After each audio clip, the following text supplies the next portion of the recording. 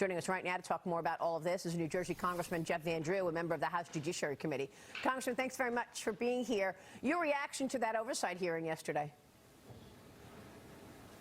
Well, look, my reaction is this. I would have loved to see him drop by the Judiciary Committee hearing as well, but I guess he just didn't have the time to do that. He is laughing in the face of every single tax-paying, hard-working American who plays by the rules and pays their taxes and does what they're supposed to.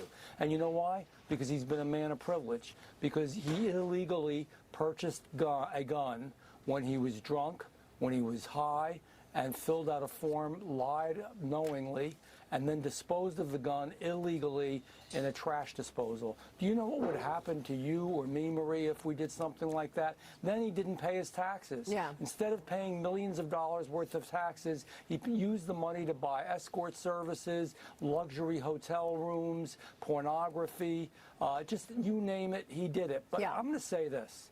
This isn't about Hunter Biden's misdeeds alone. That's not the deal, because every father can't be responsible for the sins of their son. What this is about is that Joe Biden, as a vice president and as a president, was part of it. What this is about, how he helped his son, the shell corporations, how he's helped his son by being on the Burisma, this corrupt company in Ukraine, an energy company. He was on those phone calls with them. It's about Joe Biden firing the prosecutor in Ukraine because he was looking into this corrupt company that Hunter Biden was getting millions of dollars from. It's about selling the presidency, selling the vice presidency. It is about all those things that disgust Americans. And you know what Americans know? That he doesn't think, the whole Biden family doesn't think the rules apply to them, only to the peons who are working every day. Right. And I'm tired of it. I'm sick of it.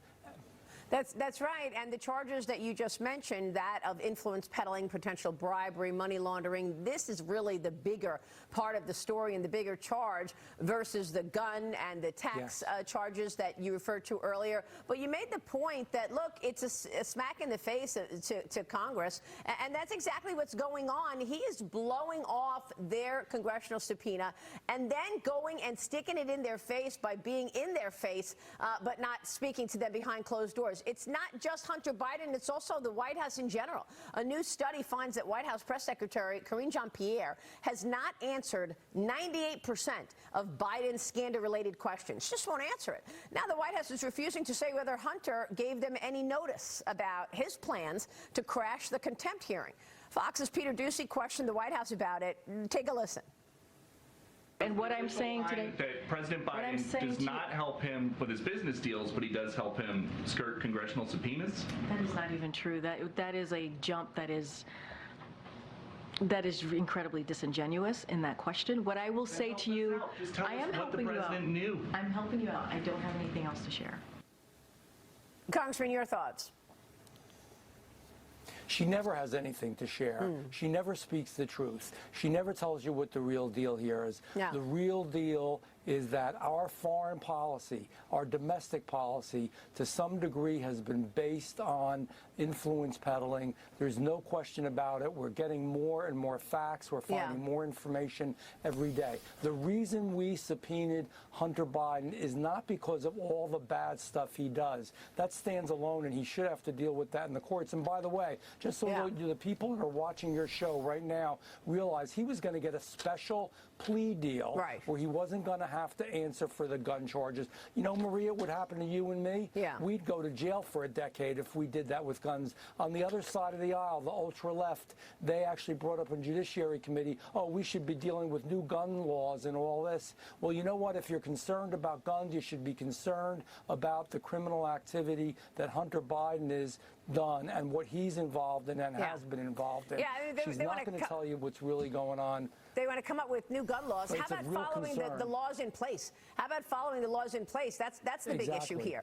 Not coming up with new laws. Fox Business's Hillary Vaughn also got a chance to question Hunter Biden on why Joe Biden would call into his business meetings. Watch this. Mr. Biden, why did you put your dad on speakerphone with your business partners if he had no involvement in your business? Do you have a dad? Did he call you? Yes. Answer the phone? Yes. Okay. But why did you need to talk to him during business meetings if he had nothing to do with your business? There you go. No answer. Hunter actually admitted that Joe Biden would call him during these meetings. Devin Archer testified that Hunter would call his father during the meetings, Congressman. And all the while, there's Joe Biden saying, I have nothing to do with my son's business. And meanwhile, he's calling into business meetings on speakerphone. Jump in here, Kaylee. Yeah, Congressman, it seems that Hunter's recent brazenness is also his attempt to call the Justice Department's bluff. It seems as if he is really depending on Biden's Justice Department not prosecuting him, even if lawmakers do vote to hold him in contempt. So what do you think that the response from your colleagues should be? Should there be a contempt vote to hold him accountable for this? Oh, absolutely. We've done it in Judiciary.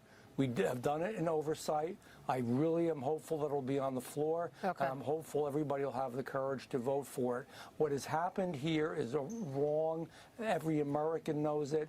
It's not what we should be doing. He should be held in contempt. I guess, again, because we want to ask the questions. If he hasn't done anything wrong, he should be willing to go into depositions, and then after the depositions, willing to be speaking at an open public meeting. That's the bottom line. He has done things that are wrong. It's affected our foreign policy. It's affected the way we deal with so many issues in the United States of America. This is corruption on its face.